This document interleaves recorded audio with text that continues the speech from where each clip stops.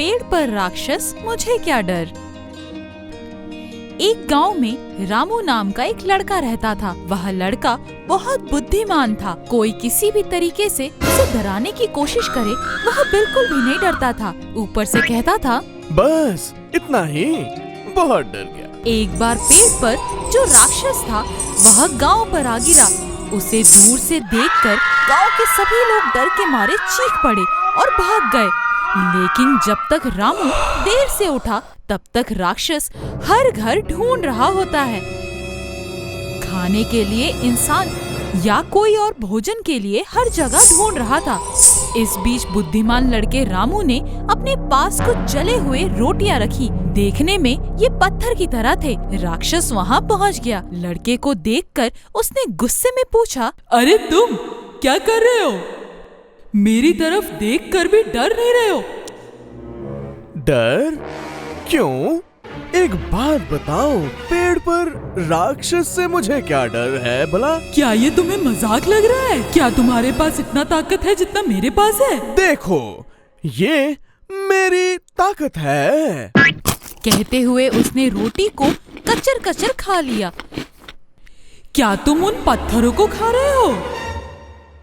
मुझे चट्टाने खाना बहुत पसंद है। भूख लगने पर मैं बड़ी बड़ी पहाड़ियाँ भी खाता हूँ। उसने बहादुर होने का नाटक करते हुए कहा। शैतान चौंक गया। यह देखकर बुद्धिमान लड़के को एक और विचार आया। यदि आपके पास बहुत अधिक ऊर्जा है तो आपको वही करना चाहिए जो मैं कहूँगा। उसने पूछा, हाँ करूँगा, लेकिन ऐसे करने के बाद तुम्हें निकलना तय है। राक्षस ने कहा। बस इतना ही। कहते हुए उसने खेल में जीती हुई कई कंचे नीचे फैला दिए। इस पर चलो। उसने कहा। बस इतना ही, इसमें क्या मुश्किल है? उसने कहा और वह अपने बड़े शरीर के साथ कंचों पर चलने की कोशिश करने लगी। कंचे हिल गए और वो नीचे गिर गई। बस उसके खोपड़ी के 2 सींग टूट गए। मैंने तुम्हारे सिर से सींग तोड़ दिए, तुम्हारी जीभ भी काट दूंगा। कहते हुए वह राक्षस के सामने हंगामा करने लगा। पहली बार डरा हुआ राक्षस, यह मेरी जीभ को भी काट सकता है, तुरंत भाग जाना चाहिए, सोचकर वह धीरे से उठा और लड़के से छुपकर जल्दी से भाग गया। उस दिन से राक्षस ने गांव की ओर आना बंद कर दिया।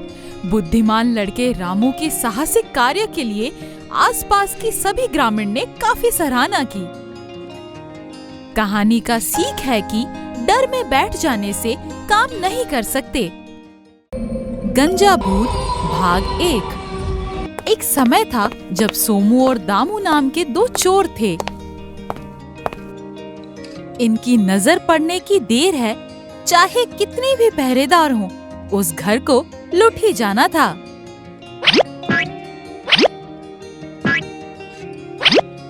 जो लोग आराम से चोरी करके ठाठ से जी रहे थे, उन पर एक नई मुसीबत आ पड़ी। वह यह कि उन पर एक गंजा भूत का साया पड़ गया था।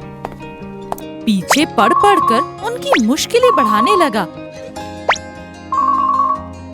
रात हुई कि नहीं, जो लोग ऐसे जाते थे मानो कोई अच्छी सी नौकरी के लिए जा रहे हो, वह अब डरने लगे। अरे भाई, क्या लगता है आज भी वो गंजा भूत आएगा क्या? अरे भैया, क्या बताऊं आपको, सोचते सोचते हाथ कांप रहे हैं। अरे याद मत दिलाओ यार, अरे बड़ा डरावना है। क्या रात में चोरी करने के बजाय दिन में चोरी करना बेहतर होगा? हाँ, अभी तो हम सिर्फ भूत के हाथों पीट रहे हैं, लेकिन तब हमें आसपास के सभी लोग पीट पीट कर मार देंगे। चलो भाई, चुपचाप चलो। दोनों धीरे धीरे चले और एक महंगे बंगले के गेट से कूदकर अंदर चले गए। वहां अलमारियों में रखे पैसे और सोने को देखकर वे दंग रह गए। वे जल्दी से अपने साथ लाए बैग भरने लगे। तभी गंजा भूत वहां हवा में उड़ते हुए उस बंगले के पास पहुंचा। ओहो, अंदर हो? आ रहा हूँ, आ रहा हूँ, तुम लोगों को अभी बताऊंगा।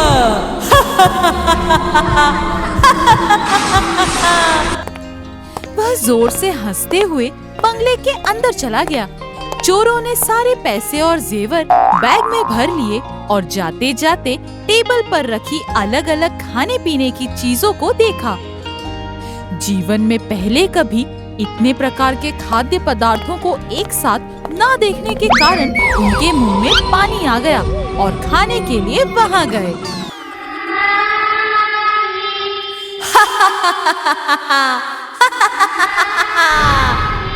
उन्होंने देखा कि भूत कमरे के एक कोने में बैठा हुआ है। उसे देखते ही उनके पसीने छूटने लगे। अरे भाई, वो भूत आ गया। चलो चलो भाग चलो। अरे अरे, मैं आगे नहीं बढ़ पा रहा हूँ। हाँ, मेरे पैर चल नहीं रहे। भूत मैडम, लगता है आप पहले पुलिस का काम किया है, इसलिए हम चारों का काम तमाम कर रहे हो। अब हम बचे रहेंगे तो समझदारी से अच्छा काम करेंगे। मैं पुलिस नहीं, तुम्हारा दुश्मन हूँ। मुझे तुमसे बदला लेना है। हमने सुना है कि सांप काटे बदला लेते हैं, लेकिन क्या भूत भी? हम तो छोटे मोटे चोरी करने वाले चिल्लर लोग हैं। हमने आपका क्या बिगाड़ा है मैडम? तुमने मेरी उम्मीदों को मार डाला। तुमने मेरी इच्छाओं को नष्ट कर दिया। तुमने मेरी जिंदगी को बर्बाद कर दिया।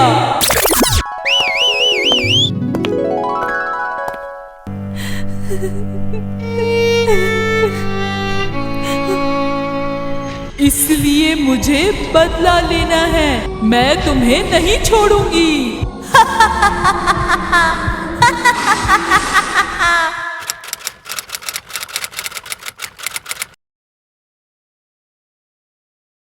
आलसी बाज की कहानी। एक जंगल में एक बड़ा सा पहाड़ था। उस पहाड़ के पास ही एक लोमड़ी घर बनाकर रहती थी।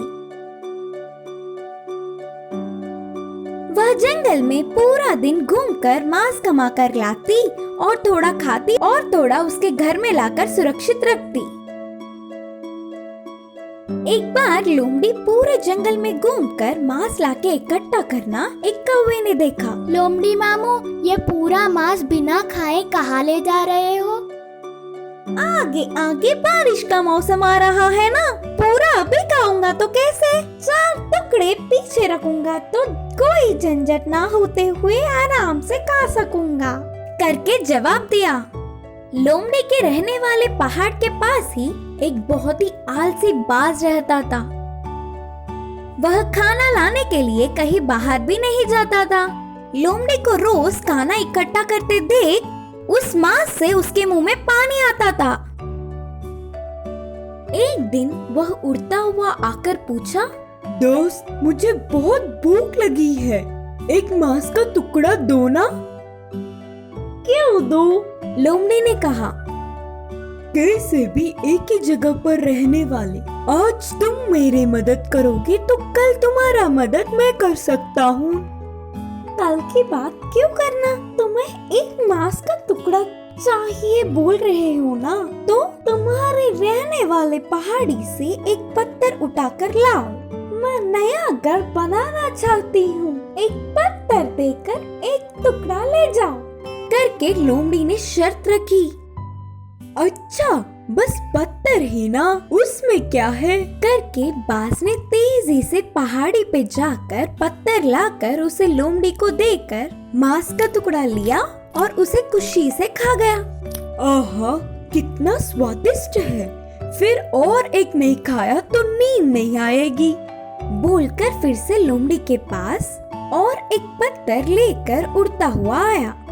स्वाद से ना रोक पाते हुए सारे पत्थर लाकर मांस के टुकड़े को बाज खाता गया।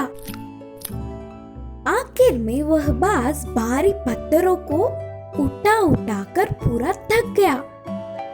तब चालबाज लोमड़ी थका हुआ बाज को देख वह उड़ नहीं पाएगा समझकर एकदम से बाज के ऊपर गिर के खुशी से खा गई।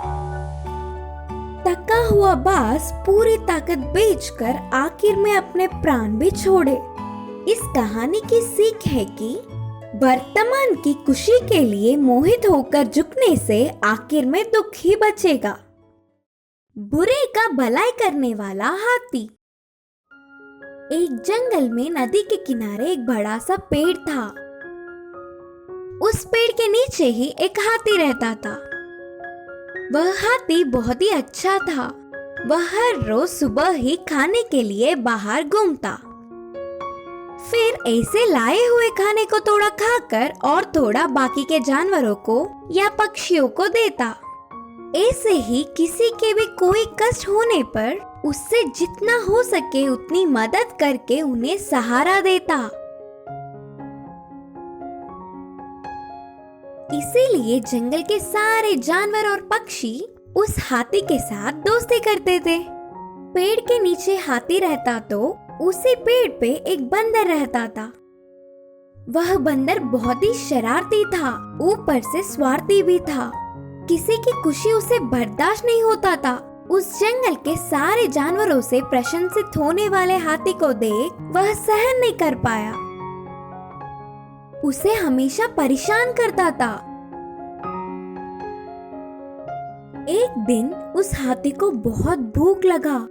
जंगल में घूम घूम कर आखिर में एक केले के गन्ने दिखे। उन्हें धीरे से खाने के लिए उसके रहने वाले पेड़ के नीचे लाकर रख लिया। प्यास लगने के कारण पहले पानी पीने के लिए नदी के पास गया। इतने में पेड़ के ऊपर रहने वाला बंदर नीचे के केलों को देख, हाँ, मेरे मनपसंद केले, वह हाथी के पानी पी के आने तक मैं कहाँ जाऊंगा, बोलकर तेजी से पेड़ उतर के खाने लगा। वह हाथी को आता देख बाकी के केलों को नदी में फेंक दिया और बंदर पेड़ चढ़ के बैठ गया, जैसे उसे कुछ पता ही ना हो। फिर वहाँ आई हुई हाथी अपनी खाना गायब होता देख पहले से ही भूखा होने के कारण बहुत उदास हुआ। वह काम किसका है करके जानते हुए भी झगड़ना क्यों करके चुप रह गया।